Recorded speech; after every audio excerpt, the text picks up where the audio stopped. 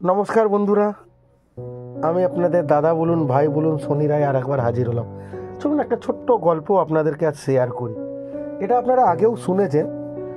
তো মোটামুটি গল্পটা চীন দেশের বা আমেরিকা এই বলে চলে। তো আমিও আজকে আপনাদের আর একবার শোনাই। মোটামুটি বেশ সম্ভ্রান্ত পরিবার, ছোট পরিবার, স্বামী স্ত্রী আর একটা বাচ্চা মিলে বেশ সুখেই তাদের সংসার। তো যে স্থানে থাকে ওখানে সব সম্ভ্রান্ত ফ্যামিলিরা থাকে, মানে প্রতিবেশী ব্যাপারটা বড় অজানা। এক একটা ফ্যামিলি মোটামুটি 3-4 বিঘা সম্পত্তির উপর থাকে, মানে প্রতিবেশী ব্যাপারটাই নেই। একটা মানুষই অত বড় প্রপার্টির উপর থাকে, তারপর আরেকজনের শুরু হচ্ছে। এইরকমই একটা ফ্যামিলির গল্প বলছি। এরকম সে নিজের বাড়িতে সুখে থাকছিল।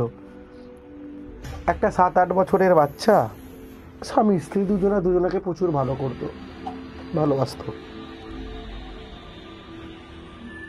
তো হঠাৎ সেই পুরুষ মানুষটার মনে অন্য একজন মহিলার প্রতি টান জন্মায়, আকর্ষণ, এবং সে আস্তে আস্তে সেই মহিলাটার ছাড়া থাকতে পারবে না, এইরকম একটা পরিস্থিতি তৈরি হয়। কিন্তু দেশের আইন বলে তাকে হয়তো ডিভোর্স নিতে হবে অথবা তার স্ত্রীকে মারা যেতে হবে, তবেই গিয়ে সে সেই মহিলাটাকে বিয়ে করতে পারে। তো একদিন ফন্দি এঁটে সে নিজের স্ত্রীর খুন করে এবং নিজের প্রপার্টির কোনো একটা স্থানে তাকে পুঁতে দেয়। তারপর নর্মাল বাড়ি এসে দৈনন্দিন দিনচর্যা করছে, ডেলিকার কাজ, নিজের কাজ বাজ, দিনে দুপুরে খাওয়া দাওয়া, রাতে এসে ঘুমিয়ে পড়া করছে। এবং নতুন বিয়ের জন্য সে খুব উৎসুক হয়ে আছে যে এবার তার বিয়েটা হবে, সব নিয়মকানুন হবার। তো যথারীতি বেশ কিছুদিন যাওয়ার পর লোকটার মনে একটা প্রশ্ন আসলো যে তার ছেলেটা তার মাকে কেন খুঁজছে না।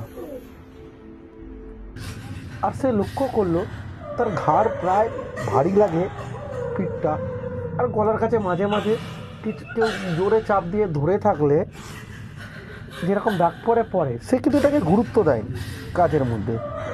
তো একদিন ও কৌতূহলবশত নিজের ছেলেকে জিজ্ঞাসা করলো, কি রে, তোর মায়ের কথা মনে পড়ে না? মাকে দেখতে ইচ্ছা করে না?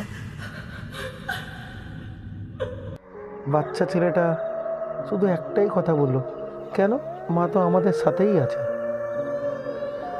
মা তো প্রতিদিন আমি যখনই দেখি তোমার কাঁধে চড়ে বসে থাকে আর চোখ দুটো লাল।